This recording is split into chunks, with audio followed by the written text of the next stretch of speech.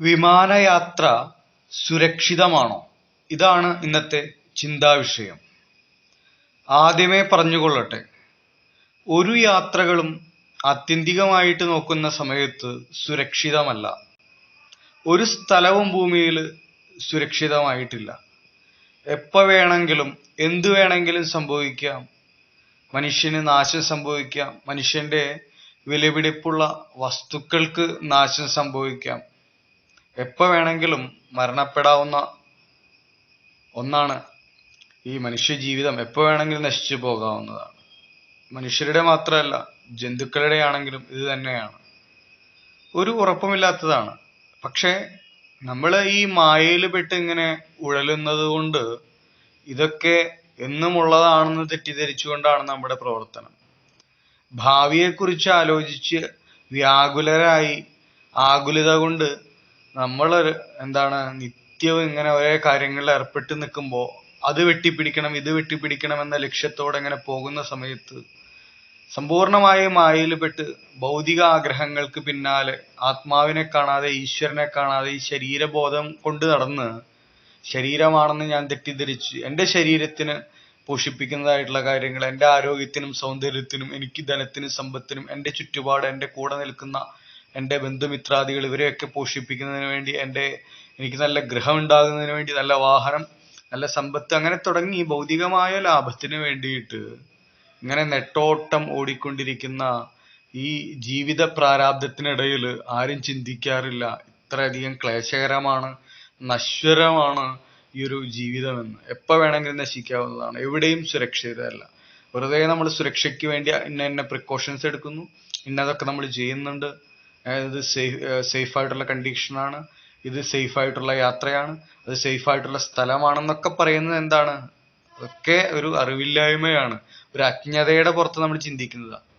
വേണമെങ്കിൽ പറയാം, മൂക്കില്ലാ രാജ്യത്ത് മുറിമൂക്കൻ രാജാവ് എന്ന് പറയുന്ന പോലെ, തമ്മി ഭേദം തൊമ്മൻ എന്ന് പറയുന്ന പോലെ ശരിയായിരിക്കാം. തമ്മിൽ കുറച്ച് സുരക്ഷയുള്ള സ്ഥലം അല്ലെങ്കിൽ തമ്മിൽ കുറച്ച് സുരക്ഷയുള്ള യാത്ര ഇത് അങ്ങനെയൊക്കെ പറയാമെന്നല്ലാതെ ആത്യന്തികമായിട്ട് ഒരു സുരക്ഷ എവിടെയുമില്ല. ഏത് നിമിഷവും എല്ലാം ഹസാഡസ് ആയിട്ടുള്ളതാണ് നമ്മുടെ ചുറ്റുമുള്ളത്. എപ്പോഴും ഒരു ആക്സിഡന്റ്, അൺഎക്സ്പെക്റ്റഡ് ആയിട്ടുള്ള അൺപ്ലാനഡ് ആയിട്ടുള്ള ഒരു സംഭവം ഉണ്ടാകാനുള്ള സാധ്യതയുണ്ട്. ആ സംഭവത്തിലൂടെ നമുക്ക് ഇഞ്ചുറി പറ്റാനും മരണമാകാനും മരണപ്പെടാനും അല്ലെങ്കിൽ വസ്തുനാശം സംഭവിക്കാനൊക്കെ സാധ്യതയുണ്ട്. ഇതാണല്ലോ ഒരു ആക്സിഡന്റിന്റെ ഡെഫിനിഷൻ എന്ന് പറയുന്നത്. അൺപ്ലാനഡ് ആയിട്ട് അൺഎക്സ്പെക്റ്റഡ് ആയിട്ട് എപ്പോൾ വേണമെങ്കിലും സംഭവിക്കാം. അത് നിങ്ങളുടെ ആരോഗ്യത്തിനും ജീവനും നിങ്ങളുടെ വിലപിടിപ്പുള്ള വസ്തുക്കൾക്കും നാശം സംഭവിക്കും. ഇതാണ് ഒരു ആക്സിഡന്റിന്റെ പരിണിത ഫലം. ഇതാണ് ഏത് അപകടം സംഭവിച്ചാലും നമുക്കുണ്ടാവുന്നത്. കാരണം നമുക്ക് എന്തെങ്കിലും ഒരു അപകടം, ചിലപ്പോൾ ഇഞ്ചുറി പറ്റും, ചിലപ്പോൾ ഒരാൾ ജീവൻ നഷ്ടപ്പെടും, ഇല്ലെങ്കിൽ ചിലപ്പോൾ ഭൗതികമായ വസ്തുക്കൾ നഷ്ടപ്പെടും. ഒരു വിമാന ആക്സിഡന്റ് നടന്ന സമയത്ത് അവര് അവിടെ എത്രയോ വസ്തുക്കൾ, വിലപിടിപ്പുള്ള വസ്തുക്കൾ കൊണ്ടുപോകുന്നതായിരിക്കാം അല്ലെ. അതിൽ ചെറിയ അച്ചാറ് പാക്കറ്റ് മുതൽ ചെറിയ ഭക്ഷണ വസ്തുക്കൾ മുതൽ എത്രയോ വിലപിടിപ്പുള്ള, നമ്മൾ എത്ര വർഷം കൊണ്ടു നടന്ന അല്ലെ, ആറ്റുനോറ്റ് കൊണ്ടു നടന്ന കുറെ കാര്യങ്ങളുണ്ടാവും. മക്കളും നമ്മുടെ വസ്ത്രങ്ങളും നമ്മുടെ ജീവനും കൂടാതെയുള്ള കാര്യങ്ങളാണ് ഞാൻ പറയുന്നത്. ഇപ്പൊ ലാപ്ടോപ്പ് തുടങ്ങിയ കാര്യങ്ങൾ, അതിൽ എത്രയോ ഇമ്പോർട്ടന്റ് ആയിട്ട് നമ്മൾ കരുതിയിരുന്ന ഡാറ്റകൾ നഷ്ടപ്പെടുന്നു. അങ്ങനെ അങ്ങനെ എത്രയോ അമൂല്യമായിട്ടുള്ള വസ്തുക്കളാണ് നമുക്ക് നഷ്ടപ്പെടുന്നത്. ഇങ്ങനെ ഒരു വലിയ ഫ്ലൈറ്റ് ആക്സിഡന്റ് ഒക്കെ സംഭവിക്കുന്ന സമയത്ത് പറയും നമ്മള് ജീവൻ തിരിച്ചു കിട്ടിയല്ലോ എന്ന് ആശ്വസിക്കും. മനുഷ്യന്റെ ബുദ്ധി അവിടെ നിൽക്കുന്നില്ല. ഇങ്ങനെ ഓരോ ആഗ്രഹങ്ങളാണ്. ഒരു വലിയ ആക്സിഡന്റ് നടക്കുന്ന സമയത്ത് താൽക്കാലികമായി എന്താ വിചാരിക്കുക, ഞാൻ അതിൽ നിന്ന് രക്ഷപ്പെട്ടുവല്ലോ, എനിക്ക് ജീവൻ കിട്ടിയല്ലോ, എന്റെ വിലപിടിപ്പുള്ള കുറെ വസ്തുക്കൾ പോയി, സാരില്ല, ജീവൻ കിട്ടിയല്ലോ, അതല്ലേ പ്രധാനം, മറ്റേതൊക്കെ നമുക്ക് ഉണ്ടാക്കാന്ന് പറയും. ഇത് കുറച്ചുനാൾ കഴിയുമ്പോൾ ആലോചിക്കുക, എന്തായാലും രക്ഷപ്പെട്ടു. ആ രക്ഷപ്പെട്ടതിന്റെ കൂടെ എനിക്ക് എന്റെ ആ ഒരു മൊബൈലെങ്കിലും കിട്ടിയിരുന്നെങ്കിൽ, അല്ലെങ്കിൽ എന്റെ ആ ലാപ്ടോപ്പെങ്കിലും എനിക്ക് എടുത്തിട്ട് വരാമായിരുന്നു. ഇനിയിപ്പോ എന്താ ചെയ്യാ, നഷ്ടമായി പോയല്ലോ. അങ്ങനെയായിരിക്കും ചിന്ത. ഇങ്ങനെ പലതരത്തിൽ പല ആളുകളുടെ സ്വഭാവം അതനുസരിച്ചുകൊണ്ടിരിക്കും ഈ ചിന്തകളൊക്കെ. മനുഷ്യൻ അങ്ങനെയാണ്. അതാണ് മനുഷ്യന്റെ വികാര വിചാരങ്ങള് നിയന്ത്രാതീതമാണ്. ഇന്ദ്രിയങ്ങൾക്ക് വശംവദനായിട്ട് ഇങ്ങനെ ഓടിക്കൊണ്ടിരിക്കുകയാണ് മനുഷ്യൻ ഓരോ ദിവസവും. പ്രത്യേകിച്ച് ഈ കലിയുഗത്തില് ജ്ഞാനം എവിടെയുമില്ല, അജ്ഞാനമാണ്. ഞാൻ ആത്മാവിനെ കുറിച്ചൊരു വിചാരമേ ഇല്ല. ശരീരാണെന്നുള്ള ബോധത്തിൽ അങ്ങനെ പോയിക്കൊണ്ടിരിക്കുകയാണ്. ഈ ആക്സിഡന്റ് റേറ്റ് ഒക്കെ നോക്കുന്ന സമയത്ത് ശരിയായിരിക്കാം വിമാനയാത്ര മറ്റുള്ള കമ്പയർ ചെയ്യുന്ന സമയത്ത് കുറവായിരിക്കാം ആക്സിഡന്റ് റേറ്റ്. പക്ഷെ വേറൊരു കാര്യമുണ്ട്, ഡെത്ത് റേറ്റ് നോക്കുകയാണെങ്കിൽ വിമാനയാത്രയിൽ എല്ലാവരും മരണപ്പെടുകയാണ് ചെയ്യുക. വളരെ അത്യപൂർവവും അത്ഭുതകരവുമായിട്ടാണ് ഒരാളെങ്കിൽ ഒരാൾ രക്ഷപ്പെടുക എന്നുള്ളതൊക്കെ. അത് ചിന്തിച്ചു നോക്കുക. അവിടെയാണ് ശരിക്കും അതാണ് ആയുസിന്റെ ബലം, ഈശ്വരൻ എന്നൊക്കെ പറയുന്നത്. കാരണം സയൻസ് പ്രകാരം അവിടെ ഒരാൾ പോലും ശേഷിക്കാൻ പാടില്ല, അങ്ങനത്തെ ഒരു അവസ്ഥയാണ്. പക്ഷെ എങ്ങനെയോ അയാൾ രക്ഷപ്പെട്ടു. അതിനെയാണ് ശരിക്കും അവിടെ ഈശ്വരീയത കാണേണ്ടത്. നിരീശ്വരവാദികളും സയൻസ് പണ്ഡിതന്മാരൊക്കെ ഈ ഒരു ചോദ്യത്തിന് മുൻപിലാണ് തോറ്റുപോകുന്നത്. അപ്പൊ എന്ത് തന്നെയായാലും സുരക്ഷിതമായിട്ടൊരു യാത്ര ഒരിക്കലും എവിടെയുമില്ല. മറ്റൊരു യാത്രയിൽ ഒരുപക്ഷെ നമുക്ക് ചിലപ്പോൾ ഒരുപക്ഷെ ആ ശരീരങ്ങളും കിട്ടും. പക്ഷെ ഇങ്ങനെയുള്ള വലിയ ഫ്ലൈറ്റ് ആക്സിഡന്റുകൾ ഒക്കെ ഉണ്ടാകുന്ന സമയത്ത് വിമാനാപകടങ്ങളുടെ ഏറ്റവും വലിയ പ്രത്യേകത ആ അപകടം സംഭവിച്ച അതിലുണ്ടായിരുന്ന വ്യക്തികളുടെ മൃതശരീരം പോലും ചിലപ്പോൾ ഒരുപക്ഷെ കാണാൻ പോലും കിട്ടില്ല. അതുപോലെ ആയിരിക്കും അവസ്ഥ. അപ്പൊ ഇങ്ങനെയാണ് അതിൽ സുരക്ഷിതർ എന്ന് പറയുന്നത്. ഒരുപക്ഷെ റോഡിലൂടെ യാത്ര ചെയ്യുമ്പോൾ പിന്നെയും നമുക്ക് എന്താണ് ആ മൃതശരീരങ്ങളിൽ നമുക്ക് കിട്ടുന്നു പറയുകയാണ്. അല്ലെങ്കിൽ പിന്നെയും രക്ഷപ്പെടാനുള്ള ഒരു സാധ്യതകളുണ്ട്, ഹോസ്പിറ്റലിൽ വരെ എത്തിക്കാനും അങ്ങനെ പല കാര്യങ്ങൾ. പക്ഷെ ഈ ഫ്ലൈറ്റ് ആക്സിഡന്റ് ഒക്കെ സംഭവിക്കുന്ന സമയത്ത് ചിലപ്പോൾ കടലിലായിരിക്കും വീഴുക. ഒന്ന് ആലോചിച്ച് നോക്കൂ, കടലിൽ വീണാൽ എന്താണ് അവസ്ഥ. പുരാണാന്തർഗതമായിട്ട് പുരാണത്തില് ഒരു കാര്യം പറയുന്നതായിട്ട് നമുക്ക് കാണാം. മനുഷ്യർ സമ്പത്തിന് വേണ്ടിയിട്ട് സ്വജീവനെ തന്നെ പണയം വെച്ചുകൊണ്ടാണ് ആകാശയാത്ര, വായുവിലൂടെയുള്ള യാത്ര ചെയ്യുന്നു, അതുപോലെ ജലത്തിലൂടെയുള്ള യാത്ര ചെയ്യുന്നു എന്ന്. അതിനർത്ഥം മനസ്സിലാക്കേണ്ടത് വിമാനയാത്രയും അതുപോലെ കപ്പൽ യാത്രകളുമാണ്. വളരെയധികം അപകടകരമായിട്ടുള്ളത് തന്നെയാണ്. വളരെയധികം ഏത് നിമിഷവും വലിയൊരു അപകടം ഉണ്ടാകാനുള്ള സാധ്യതയുണ്ട്. അപകടം ഉണ്ടായി കഴിഞ്ഞാൽ അതിജീവിക്കാനുള്ള സാധ്യത വളരെ കുറവുമാണ്. അതുകൊണ്ടാണ് പറയുന്നത്, ഇതെല്ലാം നമ്മൾ സുരക്ഷിതരെന്ന് പറയുമ്പോഴും സുരക്ഷിതരല്ല ആത്യന്തികമായിട്ട് മനുഷ്യൻ. വിമാനയാത്രയ്ക്ക് എത്രയോ അപകടം പിടിച്ചാണ്. പക്ഷെ നമ്മുടെ ഉള്ളിൽ അത് എങ്ങനെയാണെന്ന് വെച്ചാൽ അതിന്റെ ഒരു സ്ട്രക്ചറും കൂടെ കുറെ നമ്മുടെ ചുറ്റുപാടും കുറെ സുഹൃത്തുക്കളും ബന്ധുക്കളും ഒക്കെ ഉണ്ട്, അല്ലെങ്കിൽ സാധാരണ മനുഷ്യരുണ്ട്, നമുക്ക് കാണുന്നു. അതുകൊണ്ട് നമുക്ക് അതിനൊരു എവിടെയോ ഒരു ഭയം ഇല്ലാതെ പോകുന്നതിന്റെ കാരണം അതിന്റെ ഒരു ചുറ്റുപാടുമാണ്. എന്നാൽ അതേപോലെ തന്നെ പോകുന്ന ഒരു റോക്കറ്റിൽ ആരെങ്കിലോടും കയറാൻ പറഞ്ഞു കഴിഞ്ഞാൽ ഒരു സാധാരണക്കാരനെ ചിലപ്പോൾ അത് സാധിക്കില്ല. അവൻ ഭയപ്പെടും. അയ്യോ, റോക്കറ്റിലോ, അതെങ്ങനെ പോവാം, അത് ഭയങ്കര പ്രശ്നമാണ്, അത് ജീവൻ പണയം വെച്ചിട്ടുള്ള കളിയാണ്. അതേപോലെ തന്നെയാണ് യഥാർത്ഥത്തില് വിമാനയാത്രയും. അത് പക്ഷേ ഇത് നമ്മൾ വില കുറച്ച് കാണുന്നു എന്ന് മാത്രം. അത്രയ്ക്കില്ല, അത്രയും ഭയാനകമല്ലാതെ നമ്മൾ സ്വയം ചിന്തിക്കുന്നതാ. യഥാർത്ഥത്തില് ഈ ആകാശത്തിലൂടെയുള്ള യാത്ര ഹ്യൂമൻ എറർ എപ്പോ വേണമെങ്കിലും ഉണ്ടാവാം, എത്ര എക്സ്പീരിയൻസ്ഡ് പൈലറ്റ് ആണെങ്കിലും. അതുപോലെ മെഷീനല്ലേ, മനുഷ്യനിർമ്മിതമല്ലേ മെഷീനൊക്കെ, ഏത് നിമിഷം എങ്ങനെ എറർ ഉണ്ടാവാം. പക്ഷെ ഒരു റോഡിലൂടെ പോകുന്നതാണെങ്കിൽ അങ്ങനെ ഒരു എറർ ഉണ്ടായാലും നമുക്ക് മെഷീൻ ഫെയിലിയർ ആയാലും ഹ്യൂമൻ എറർ ഉണ്ടായാലും എന്തെങ്കിലുമൊക്കെ ഒരു സാധ്യതകളുണ്ട്. പക്ഷെ ഈ ആകാശത്തിലൂടെ ഇവിടെ ഒരു പിടുത്തില്ലാതെ ഇങ്ങനെ പറന്നുകൊണ്ടിരിക്കുന്ന സാധനത്തിന് എന്തെങ്കിലും മെഷീൻ കംപ്ലൈന്റ് വന്നാലോ അല്ലെങ്കിൽ ഹ്യൂമൻ എറർ ഉണ്ടായ പിന്നെ ഒരു രക്ഷയുമില്ല, അതിലുള്ള ഒരാൾ പോലും അതിജീവിക്കുകയില്ല. അത്രയും യഥാർത്ഥത്തിൽ ഈ റോക്കറ്റിൽ പോകുന്ന പോലൊക്കെ തന്നെ ഭയാനകം തന്നെയാണ് ഈ പ്രത്യേകിച്ച് ഓരോ പ്രാവശ്യം ലാൻഡിങ് ചെയ്യുന്ന സമയത്ത്, അതുപോലെ ടേക്ക് ഓഫ് ചെയ്യുന്ന സമയത്തൊക്കെ വളരെയധികം റിസ്ക് ഉള്ള ഒരു സംഭവം തന്നെയാണ്. പക്ഷെ മനുഷ്യൻ പണം ഉണ്ടാക്കാൻ വിദേശത്ത് പോയേ മതിയാവും. അതിനൊക്കെ യാത്ര ചെയ്യേണ്ടി വരികയാണ് മനുഷ്യന്. ഇതിൽ ധീരതയൊന്നും നോക്കിയിട്ടല്ല. റോക്കറ്റിൽ ഇതിലൊക്കെ പോകുമ്പോൾ ധീരരൊക്കെ ആയിട്ടുള്ള ആളുകളൊക്കെ ആയിരിക്കും അല്ലെ പോകുന്നത്, അല്ലെങ്കിൽ അതിന് സ്പെഷ്യൽ കോച്ചിങ് ഒക്കെ കിട്ടേണ്ടതുണ്ട്. പക്ഷെ ഇത് ഒന്നും വേണ്ടെന്ന് പറയും. പക്ഷെ ഇതൊന്നും വേണ്ടെങ്കിലും അതിൽ പോകുന്ന റോക്കറ്റിലൊക്കെ പോകുന്ന അതേ റിസ്ക് ഇവിടെയും ഉണ്ട് എന്ന് മനസ്സിലാക്കേണ്ടതായിട്ടുണ്ട്. നന്നായി ഒന്ന് ചിന്തിച്ചു നോക്കിയാൽ നിങ്ങൾക്ക് അത് മനസ്സിലാവും. പക്ഷെ എന്താ ചെയ്യാ, പണം, ജീവിക്കണം, സമ്പത്ത്, ഇതിനു വേണ്ടി നമ്മൾ എന്ത് റിസ്ക് എടുക്കാനും തയ്യാറാണ് എന്നൊരു അവസ്ഥയിലാണ് യാത്രകളൊക്കെ മനുഷ്യന് ചെയ്യേണ്ടി വരുന്നത്. ഒരു ദൂരയാത്രയൊക്കെ പോകുന്നതിന് മുമ്പ് അനുഗ്രഹമൊക്കെ മേടിച്ച് അങ്ങനെ പോകുന്നതായിട്ട് കണ്ടിട്ടില്ലേ, ശബരിമല യാത്രയ്ക്കൊക്കെ പോകുന്ന സമയത്ത്.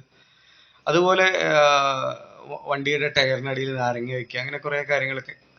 പഴയ കാലത്ത് മുതൽ തന്നെ ഇതറിയാം, എല്ലാ യാത്രകളും അപകടകരമാണ്. എപ്പോ വേണമെങ്കിലും മനുഷ്യരാണ് തിരിച്ചു വരാതിരിക്കുക, അല്ലെങ്കിൽ അപകടം ഉണ്ടായാൽ തന്നെ ഈ ഒരു അനുഗ്രഹമൊക്കെ ഉണ്ടെങ്കിൽ അപകടത്തിന്റെ ആക്കം കുറയും. അങ്ങനെയൊക്കെയുള്ള ചിന്ത എന്നും ഉണ്ട്, എല്ലാ യാത്രകൾക്കും ഉണ്ട്. ഇനി ഞാൻ ആദ്യമേ വീഡിയോയുടെ ആരംഭത്തിൽ പറഞ്ഞു, എല്ലാ യാത്രകളും അപകടം പിടിച്ചതാണ്. ഒരു യാത്രയും യഥാർത്ഥമായി ആത്യന്തികമായി സുരക്ഷിതമല്ല, എല്ലാത്തിലും ഒരു ഹസാർഡ് ഒളിഞ്ഞിരിപ്പുണ്ട് എന്ന് പറഞ്ഞു. അതുപോലെ തന്നെ പറഞ്ഞു ഒരു സ്ഥലവും സുരക്ഷിതമല്ല. അതെ, നമ്മുടെ വീട് പോലും സുരക്ഷിതമല്ല. എപ്പോ വേണമെങ്കിലും നമ്മളെ കണ്ടിട്ടില്ല ബിൽഡിങ്ങിൽ. ഇപ്പൊ അന്ന് ഈ ഒരു ആക്സിഡന്റ് ആയ സമയത്ത് ബിൽഡിങ്ങിൽ ഇരുന്ന് ഭക്ഷണം കഴിച്ചുകൊണ്ടിരിക്കുകയായിരുന്നു ഉച്ചയ്ക്ക് മെഡിക്കൽ വിദ്യാർത്ഥികൾ. ആ സമയത്താണ് അൺഎക്സ്പെക്ടഡ് ആയിട്ട് ഒരു വിമാനം വന്ന് ഇടിച്ച് അതിനകത്തുള്ള ആളുകളും മരണപ്പെടുന്നു. ആലോചിച്ച് നോക്കൂ, ഭക്ഷണം കഴിച്ചുകൊണ്ടിരിക്കുകയായിരുന്നു, സ്വന്തം വീട്ടിലാണ്, ഫ്ലാറ്റിലാണ്. അത് ഫ്ലാറ്റിലത്തെ ലൈഫ് ആണെങ്കിലും വീടിലാണെങ്കിലും എല്ലായിടത്തും ഹസാഡസ് ആയിട്ടുള്ള കാര്യമുണ്ട്. മനുഷ്യൻ ജനിച്ച് വീഴുന്ന ആ സമയത്ത് മുതൽ മുലപ്പാല് തൊണ്ടയിൽ കുടുങ്ങി നവജാത ശിശു മരിച്ചു, നമ്മൾ കേട്ടിട്ടുള്ളതാണ് അല്ലെ. അതുപോലെ കുട്ടികൾക്കൊക്കെ എപ്പോഴും ഒരു കട്ടിൽ നിന്ന് വീണാൽ മതി മരണം സംഭവിച്ചതായിട്ട് നമുക്ക് കാണാം. അപ്പോൾ ബാല്യം തുടങ്ങി കൗമാരത്തിലാണെങ്കിലും പലതരം ക്ലേശം കൊണ്ടും ആത്മഹത്യാ പ്രവണതയൊക്കെ ഉള്ളത് ആ സമയത്താണ്. അങ്ങനെയുള്ള കാര്യങ്ങൾ യുവാവായിട്ടിരിക്കുമ്പോഴാണെങ്കിലും തല്ലുകൂടി കുറെ ആളുകൾ മരിക്കുന്നു, അപകടത്തിലൂടെ കുറെ ആളുകൾ മരിക്കുന്നു. അങ്ങനെ ഇങ്ങനെയായിട്ട് മരണം ഏത് നിമിഷവും ഉണ്ട് ഇവിടെ. ഏത് നിമിഷവും നമ്മൾ സുരക്ഷിതരല്ല, എപ്പോഴാണെങ്കിലും എന്തും സംഭവിക്കാവുന്നതാണ്. അങ്ങനെയുള്ള ക്ഷണികമാണ് ഈ ജീവിതം. പോലെയുള്ള ദേഹത്തിൽ വീർപ്പ് മാത്രമുണ്ട് ഇങ്ങനെ കാണുന്നു. പൂന്താനം തിരുമേനി പാടിയ പോലെ ഒരു നീർപ്പോളയുടെ അത്രയേ ഉള്ളൂ, എപ്പോ വേണമെങ്കിലും പൊട്ടിപ്പോവാം. കാണുന്ന ഭംഗിയും ആരോഗ്യവും ഒന്നും നോക്കണ്ട. ഇങ്ങനെ ഓരോ അപകടങ്ങളും ഓരോ മരണങ്ങളും ഓരോ പാഠമാണ് മറ്റുള്ള ജീവിച്ചിരിക്കുന്ന ആളുകളെ സംബന്ധിച്ച്. ആത്മീയമായ ഉന്നതിക്ക് വേണ്ടി, ആത്മീയ അന്വേഷണത്തിന് വേണ്ടി എന്ത് സംഭവിച്ചു, ഇവരൊക്കെ എവിടെ പോയി, ഇന്നലെ വരെ ഉണ്ടായിരുന്ന അവർ ഇന്നെവിടേക്ക് പോയി, അങ്ങനെയുള്ള ചിന്തകള്. അപ്പൊ ഞാനും ഇതിനു മുൻപ് എവിടെയായിരുന്നു, എന്തിനിവിടെ വന്നു, എന്തിനിങ്ങനെയൊക്കെ പോകുന്നു, എന്താണ് ലക്ഷ്യം? ഇങ്ങനെ കുറെ പണം സമ്പാദിച്ച് ആവശ്യത്തിന് ഇങ്ങനെ ഭൗതികമായ കുറെ കാര്യങ്ങൾ ഉണ്ടാക്കി വെക്കുന്നു. ചിലവർക്ക് അതൊന്നും അനുഭവിക്കാതെ പെട്ടെന്ന് പോകേണ്ടി വരുന്നു. അപ്പൊ എന്താണ് ഇതിന്റെയൊക്കെ അർത്ഥം? യഥാർത്ഥത്തിൽ ആത്മീയമായ ഒരു അന്വേഷണത്തിന്റെ സാധ്യത മനസ്സിലാക്കണം. എന്തുകൊണ്ടാണ് ഇത്രയൊക്കെ സുരക്ഷിതമായിട്ടും ഒന്നും സുരക്ഷിതമല്ലാതിരിക്കുന്നത്? സുരക്ഷിതമാക്കി വെക്കുന്നു എന്ന് പറയുന്നു. അവിടെ പോലീസ് ഡിപ്പാർട്ട്മെന്റ് വരുന്നു, അതുപോലെ നമുക്ക് സോൾജേഴ്സ് ഉണ്ട്, പലതുമുണ്ട്, പല പല എന്താണ് ആധുനിക സൗകര്യങ്ങളും എക്യുപ്മെന്റ്സും പല കാര്യങ്ങളും ഇതൊക്കെ വന്നിട്ടും രാജ്യവും മനുഷ്യരും യാത്രകളും ഒന്നും തന്നെ സുരക്ഷിതമല്ലല്ലോ. ഏത് നിമിഷം എന്ത് സംഭവിക്കാം ഇപ്പോഴും എന്നുള്ള അവസ്ഥ തന്നെയാണ്. എന്താണ് ഇതിന് കാരണം? അതാണ് ഭഗവാൻ ഗീതയിൽ പറയുന്നു, ദുഃഖാലയം അശാശ്വതം. ഈ ലോകം ദുഃഖാലയമാണ്, അശാശ്വതമാണ്, ശാശ്വതമല്ല, ശാശ്വതമായിട്ടുള്ളതല്ല, നിത്യമായിട്ടുള്ളതല്ല, ഒരിക്കലും നിത്യമായിട്ടുള്ളതല്ല. എപ്പോ വേണമെങ്കിലും എന്തും സംഭവിക്കാവുന്നതാണ്, കേവലം ക്ഷണികമാണ്. ദുഃഖാലയമാണ്, എവിടെയും ദുഃഖം മാത്രമേ ഉള്ളൂ. നമ്മൾ സുഖം എന്ന് വിചാരിക്കുന്നത് താൽക്കാലികമായി കിട്ടുന്ന ഒന്നാണ്. നമ്മൾ അതും തെറ്റിദ്ധരിക്കുന്നതാണ്. നമുക്ക് ഈ എന്താണ് വലിയൊരു മുറിവ് ഉള്ള അല്ലെങ്കിൽ ഒരു ചൊറിച്ചിലുള്ള ഒരു സ്ഥലത്ത് നമ്മൾ ചൊറിയുന്ന സമയത്ത് കിട്ടുന്ന ഒരു താൽക്കാലിക സുഖം മാത്രമാണ് നമുക്ക് ദൈനംദിന ജീവിതത്തിൽ അല്ലെങ്കിൽ ആണ്ടിലൊക്കെ വരുന്ന ഒരു ഉത്സവങ്ങൾ. ഈ സുഖം ഇല്ലാത്തത് കൊണ്ടാണ് വർഷത്തിലൊരിക്കലെങ്കിലും ഒരു സുഖത്തിന് വേണ്ടി ഓണവും ക്രിസ്മസും വിഷുവും അതുപോലെ ഉത്സവങ്ങളൊക്കെ ആഘോഷിക്കുന്നത്. അങ്ങനെയെങ്കിലും ഒരു കുറച്ചു നേരം ഒരു സുഖം കിട്ടാനായിട്ട് ഒരു സിനിമയ്ക്ക് പോകുന്നത് അല്ലെങ്കിൽ ഒരു ഔട്ടിങ് ടൂറൊക്കെ പോകുന്നത്. ഇവിടെയുള്ള സുഖം കണ്ടെത്താൻ പറ്റാത്തതാണ് വേറൊരു സുഖത്തിന് വേണ്ടി പോകുന്നത്. എന്നാൽ അവിടെയും എന്തെങ്കിലും ഒരു പ്രശ്നം ഉണ്ടായി കഴിഞ്ഞാൽ അപ്പൊ അത് അസുഖമായി മാറി. അപ്പൊ അതുകൊണ്ട് ആത്യന്തികമായ മനുഷ്യന് സുഖമില്ലാന്നേ, എല്ലായിടത്തും ദുഃഖമാണ്. ദുഃഖാലയമാണ് ഈ ലോകം, ദുഃഖാലയം അശാശ്വതം. ഇനി എല്ലാമുള്ളവനും പണമുള്ളവനൊക്കെ എല്ലാവർക്കും ഉണ്ട്. എന്തുണ്ട് നമ്മൾ കരുതി നമുക്ക് ഇല്ലാത്തൊന്നും മറ്റൊരാൾക്ക് ഉണ്ടെങ്കിൽ നമ്മൾ വിചാരിക്കും അയാൾ സുഖമാണ്, നമ്മളെക്കാളും സുഖമുള്ള ആളാണ്. നമുക്ക് പണമില്ലെങ്കിൽ നല്ലൊരു പണക്കാരനെ കാണുമ്പോൾ അയാൾക്ക് സുഖമാണെന്ന് തെറ്റിദ്ധരിക്കുന്നത് അയാൾക്കും പ്രശ്നങ്ങൾ തന്നെയാണെന്ന്, അയാളും ദുഃഖിതൻ തന്നെ. എങ്ങനെ പോയാലും ഭഗവാൻ പറഞ്ഞത് തെറ്റാറില്ല. ഭഗവാനാണ് പറഞ്ഞിരിക്കുന്നത് ഗീതയിൽ ദുഃഖാലയം അശാശ്വതം എന്ന്. അതുപോലെ തന്നെ ഭഗവാൻ 9ാം അധ്യായത്തിൽ പറയുന്നുണ്ട്, അനിത്യം അസുഖം ലോക ഇമം പ്രാവ്യഭജസ്വമാം. ഈ ലോകം അനിത്യമാണ്, നിത്യമല്ലാത്തതാണ്, അസുഖകരമാണ്, എന്നും അസുഖമാണ്, അതായത് സുഖമില്ലാത്ത അവസ്ഥ. അതുപോലെ രോഗം, അസുഖത്തിന്റെ രോഗം എന്നർത്ഥമുണ്ട്. നാനാതരം രോഗപീഠകൾ നമുക്ക് ചുറ്റും കാണാമല്ലോ അല്ലെ. ഇപ്പൊ റീൽസിലൊക്കെ നമ്മൾ കാണുന്നു ക്യാൻസർ പേഷ്യൻസിനെ അല്ലെ, അതിനെപ്പറ്റി അവരെ പറ്റിയിട്ട് ഒരുപാട് റീൽസ്, ഒരു മോട്ടിവേഷൻ കാര്യങ്ങളൊക്കെ ചെയ്തു. പക്ഷെ എന്തൊക്കെ ചെയ്തു കഴിഞ്ഞാൽ എന്തൊക്കെ ആയാലും ആത്യന്തികമായിട്ട് മനുഷ്യൻ മനസ്സിലാക്കേണ്ടത് രോഗപീഠകൾ കൊണ്ട്, അസുഖമായിട്ട്, സുഖമില്ലാത്ത അവസ്ഥ കൊണ്ട് ദുഃഖപൂരിതമാണ് ഈ ലോകം, അശാശ്വതമാണ്. എപ്പോ വേണമെങ്കിലും എന്ത് പ്രകൃതിക്ഷോഭം കൊണ്ടോ ഈ പറഞ്ഞ അപകടം കൊണ്ടോ പല കാര്യങ്ങൾ കൊണ്ട് ഈ ജീവൻ എപ്പോ വേണമെങ്കിലും നഷ്ടപ്പെടാം. അതുകൊണ്ട് ഇനിയെങ്കിലും നമ്മൾ ഉണരുക, ആത്മീയമായി ഉണരുക. ഞാൻ ആര് എന്ന് ചിന്തിക്കുക, ഞാൻ എന്തിനിവിടെ വന്നു, എന്താണ് എൻ്റെ യഥാർത്ഥ ലക്ഷ്യം? യഥാർത്ഥ ഞാൻ ആരാണ്? ഈ കാണുന്ന ഭൗതിക ശരീരം, സ്ഥൂല സൂക്ഷ്മ ശരീരങ്ങൾക്കപ്പുറത്തുള്ള ഈ സ്ഥൂല സൂക്ഷ്മ ശരീരങ്ങൾ പ്രവർത്തിക്കാൻ കാരണമായ അകത്തുള്ള ആ ചൈതന്യം, ആ തേജസ്, ആ ആത്മാവാണ് ഞാൻ. ആത്മാവ് എവിടെ നിന്ന് വന്നു? എന്തുകൊണ്ട് വന്നു? ഈ ചിന്ത ഇനിയെങ്കിലും ഉണരേണ്ട സമയമായി. ആ വിമാന ദുരന്തത്തിൽ ദേഹം കൈവിട്ട ദേഹികൾക്ക് സദ്ഗതി ലഭിക്കട്ടെ അനുശോചനം അറിയിക്കുന്നു. അവർക്ക് സദ്ഗതിക്കായിട്ട് പ്രാർത്ഥിക്കുന്നു. അതോടൊപ്പം ഒരു കാര്യം ഓർമ്മിപ്പിച്ചുകൊള്ളട്ടെ, ഇതിൽ നിന്നും പഠിക്കേണ്ട ഒരു പാഠമുണ്ട്. ഇതിൽ നിന്നല്ല, ഞാൻ ഈ പറഞ്ഞ എല്ലാ കാര്യങ്ങളിൽ നിന്നും നമ്മൾ ഉൾക്കൊള്ളേണ്ട ഒരു കാര്യമുണ്ട്. ഭഗവാൻ നിശ്ചയിച്ചു കഴിഞ്ഞാൽ, ആ ആയുസ് എത്തിക്കഴിഞ്ഞാൽ തീർച്ചയായും പോയേ മതിയാവും. അതിനെ തടയാൻ ആർക്കും പറ്റില്ല. അതിന്റെ root cause, accident root cause ഒക്കെ നമുക്ക് പലതും കണ്ടെത്താം സാങ്കേതികമായൊക്കെ. എങ്കിലും ആത്യന്തികമായ സത്യം ഇതാണ്: ആയുസ് തീർന്നു കഴിഞ്ഞാൽ ഒരു നിമിഷം പോലും നമുക്ക് നിൽക്കാനായിട്ട് സാധിക്കില്ല. ആയുസ്സായിട്ടില്ലെങ്കിൽ എത്ര വലിയ മഹാദുരന്തത്തെയും അതിജീവിക്കാനും സാധിക്കും. അതിന് തെളിവാണ് അതിലൊരാൾ രക്ഷപ്പെട്ടതും. അദ്ദേഹത്തെയും ഇത്തരണത്തിൽ ഓർമ്മിക്കേണ്ടതായിട്ടുണ്ട്. ഇതാണ് പറയുന്നത്, ഇതാണ് ചിന്തിക്കേണ്ടത്. ശ്രീമദ് ഭാഗവത പുരാണത്തിൽ നമുക്കൊരു ഭാഗം കാണാം. ഭഗവാൻ ഒരാളെ ജീവൻ നൽകി രക്ഷിക്കാൻ തീരുമാനിച്ചു കഴിഞ്ഞാൽ യമന് പോലും അയാളെ ഒന്നും ചെയ്യാൻ സാധിക്കില്ല. എന്നാൽ ഭഗവാൻ ഒരാളെ നശിപ്പിക്കാൻ, ഇല്ലായ്മ ചെയ്യാൻ നോക്കിക്കഴിഞ്ഞാൽ, അയാളുടെ ആയുസ് ഒടുങ്ങി അയാളെ തിരിച്ചു വിളിക്കാൻ തീരുമാനിച്ചാൽ അപ്പോഴും യമന് പോലും അവനെ രക്ഷിക്കാൻ സാധിക്കില്ല. ആത്യന്തികമായിട്ടൊരാളുടെ ആയുസ് എല്ലാം നിശ്ചയിക്കുന്നത് അയാളുടെ കർമ്മഫലത്തിന്റെ അടിസ്ഥാനത്തിലാണ്. സഞ്ചിത പ്രാരബ്ധ ആകുന്ത കർമ്മങ്ങളനുസരിച്ച് അയാൾക്ക് പൂർവ്വ പുനർജന്മങ്ങൾ ഉണ്ടായിരിക്കും. അയാൾ ഇഹലോകത്തിൽ വന്നതും ഭഗവാന്റെ നിശ്ചയമാണ്. ഇവിടെ നിന്ന് പോകേണ്ടതും ഭഗവാൻ നിശ്ചയിച്ചിട്ടുണ്ട്. എല്ലാം നിശ്ചയിക്കുന്ന ആ ഭഗവാനെ അറിയുക.